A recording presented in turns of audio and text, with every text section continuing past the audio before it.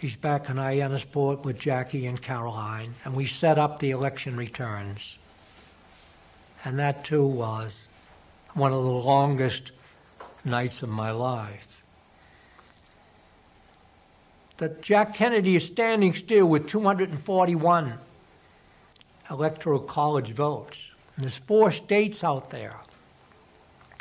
And he needs 269. He went to bed at 3:45, not knowing for sure whether he had won or lost. And I remember saying to him, Jack, it was the last time I called him Jack. How can you go to bed now? We crisscrossed this country for 4 years. And he gave me the only intelligent answer. He said, because it's too late to change another vote, and I'm very tired. While he slept, Michigan came in with 20 to make it 261. And then about 5 in the morning, Minnesota, 11, made it 272. And later, Illinois came in with 27, and New Mexico with 4. The final count was 303 to 219. It did not reflect the electoral vote of 303 to 219 did not reflect the popular vote. That out of 69 million votes cast, Kennedy only won by 118,550. The final, Kennedy had 49.7, Nixon had 49.5, and there was 0.8% divided among minor candidates. Can we cut now? Yes, absolutely. We should change here.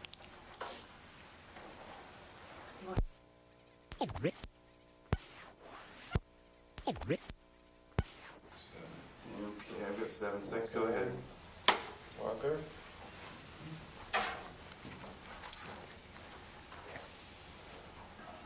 Second.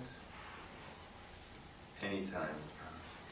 I remember him most for his humor and humility.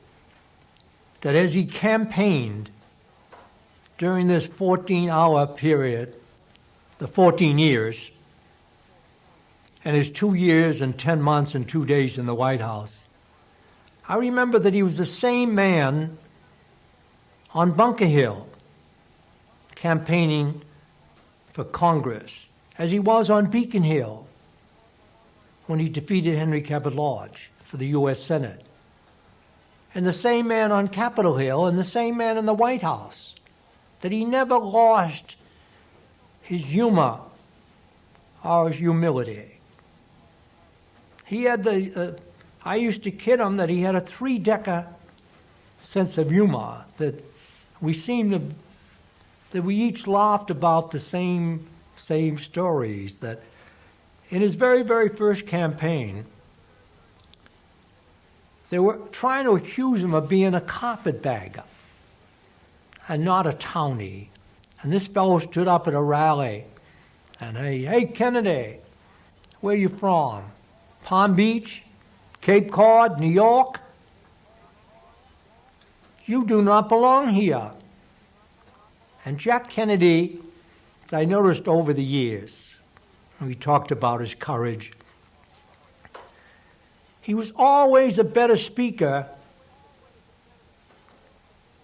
when he was a little angry. And he walked out in the front of the stage. It was a big rally at this hall. And he said, no one asked for my address when I was on a PT boat in the Solomon Islands. And the crowd loved it. This was the year of the veteran. In 1946, if you did not have the word veteran beside your name on the ballot, you couldn't be elected dog catcher. And I loved him when he was fighting. I knew he was ready for the first debate with Vice President Nixon. He had rehearsed the opening statement, and this was a challenge. This was the first time that they would be toe-to-toe. And as he dressed for the debate, I said to him, he said he felt like a boxer going into the Madison Square Garden, perhaps the heavyweight championship. And I said, no, it's more like the opening day pitcher in the World Series, because you are going to have to win 4 of these. And he liked that comparison. He said, I guess you're right. But he spent 3 days going over the questions and answers that he might be asked by the press or by Vice President Nixon. And then he reached a period. It was Monday about 5. And he put all the notes aside, and he said, if I'm not ready for Nixon now, I never will be. And that first debate, he felt, turned the election around and was responsible for his narrow victory. The second, third, and fourth debates proved helpful, but he thought the first debate was the turning point in the campaign. But in all the years, whether it was the Bay of Pigs, the Cuban Missile Crisis, or the Nuclear Test Ban Treaty, which I remember him most for, that in every time, I could go through every day of the 2 years, 10 months, and 2 days that he was there. Most people discount the Bay of Pigs, but most people remember vividly the Cuban Missile Crisis, because we had never ever been as close to a nuclear confrontation up to that time or since that time. Now, I was not an advisor to the president, but I knew what he was doing every hour of that 13-day period.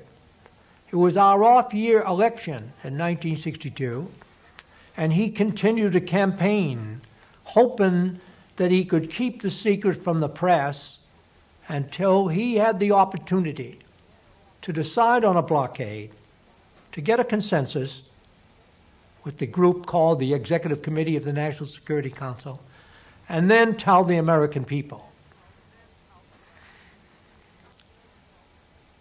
He went on the air on Monday, and then that next week, because the world knows what is happening. We have never had a week from that Monday when he went on the air until the following Sunday, October 28th, when Khrushchev agreed to take the missiles out. And I was with him every hour. The first meeting was Tuesday, October the 16th, when he found out from McGeorge Bundy, his national security advisor, about the missiles. He set up a meeting after Ken O'Donnell, the appointment secretary, and I showed him the schedule. And there was some time between 11:30 and 1, because he had a state luncheon at 1 o'clock.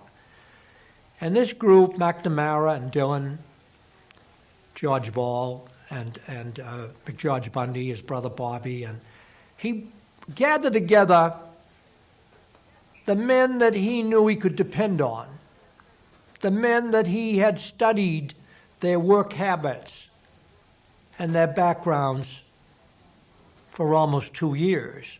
It was far different than the Bay of Pigs. He had only been president 88 days when he had to say yes, no, or maybe. But this time, he was completely in charge.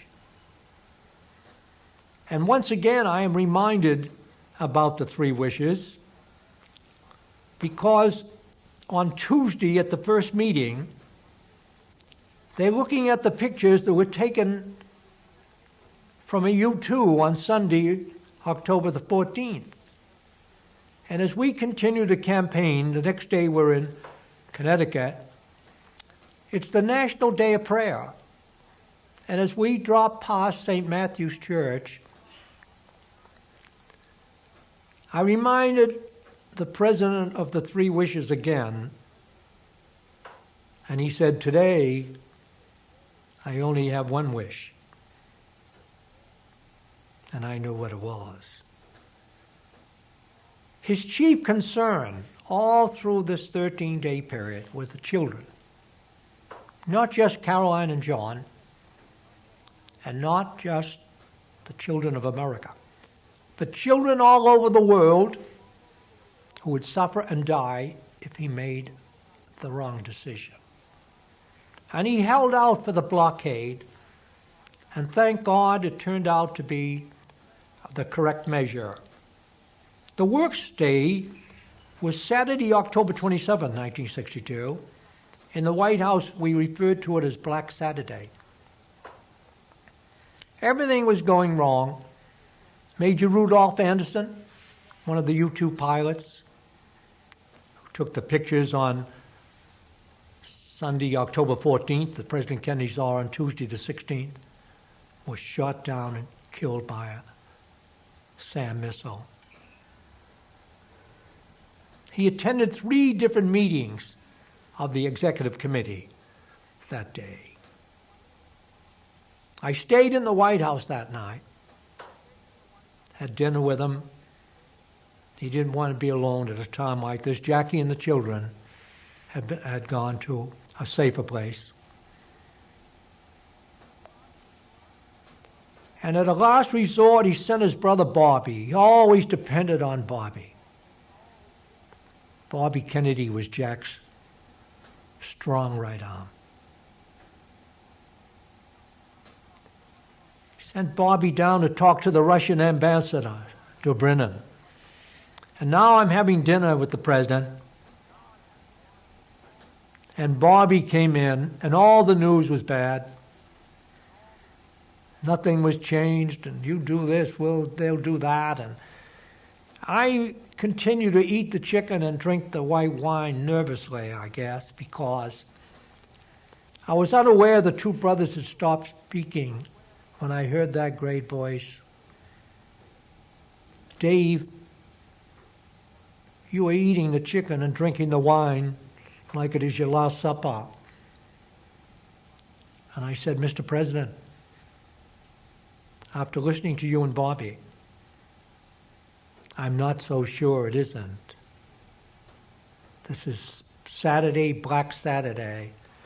I slept in the White House that evening, and the next morning I'm up early. And I'm coming out of the mess hall. It's right near the Situation Room of the White House, where they keep track of events all over the world. And they had just received word that Khrushchev had agreed to take the missiles out under United Nations supervision. And I felt like I was born all over again. And now I went over on the first campaign. Yeah, I know she worked for Teddy afterwards. and Mary Colbert or something? Yeah, Mary is dead. Poor Mary's Mary. not. Yeah. Kay Whalen, I know. I could. What was her name before she was married? She married a fellow named Gus Yeah, Whalen. Don't know that. And we ready? Okay, we can pick that up, yeah. The toughest day of the 13 days of the Cuban Missile Crisis was the 12th. In the White House, we called it Black Saturday. This part I got of that story. Fine. The part I don't have is the resolve of it, the Okay, hearing the news. right. So I went over to go to Mass with the president. And as he stepped into the White House car, he was wearing that famous Kennedy victory grin, and he said, "Dave, this morning we have an extra reason to pray. And we sure did. And what a wonderful, wonderful feeling that to come that close to a nuclear confrontation. I think that history will always remember the 13 days. Almost like the assassination, people could tell you what they were doing at that time. Some people were storing food, and some were building foxholes and shelters, and some were buying bottled water. That all of you are too young to remember how scary it really was. But knowing Jack Kennedy as I had, I felt nothing but confidence. Do you know, the last 6 months of his life, I believe if President Kennedy was being interviewed instead of me, and you asked him, what event that took place during the presidential years would he most want to be remembered for? I believe he'd say the Nuclear Test Ban Treaty. It was signed October 7th, 1963, and it was 46 days before the assassination. If you look back on the last 6 months of President Kennedy's life and checked his speeches, the speech at American University, which we called in the White House the peace speech, and it was a direct appeal to Khrushchev and the Russian people. It was one of his greatest speeches of all time. In fact, Chairman Khrushchev told Harriman, who was he represented us in Moscow to initial this treaty. He told him that President Kennedy's American University speech was the best speech he had heard since Franklin Delano Roosevelt. And in it he said, we all share this small planet. We all breathe the same air. We all cherish our children's future. And we are all mortal. And I think of the speeches that he made everywhere he went. I was by his side. And it was peace, peace, peace. It used to bother him that too many people thought that we could not have peace. And that giant step in signing the Nuclear Test Ban Treaty, when he talked about an old Chinese proverb, that a journey of 1,000 miles began with that first step. And he said, let us, at this time, take the first step. And it was the right step.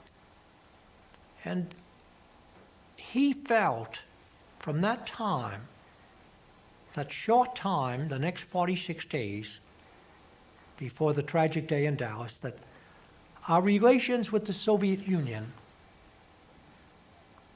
were better than they had been at any time since he's 14 years in politics, as a congressman, as a senator. And he was confident that the next step would be a far greater one. Mr. Paris, can we move that now to that day? Yes. The 22nd. And I would like you to tell us about that day as you experienced it. Well,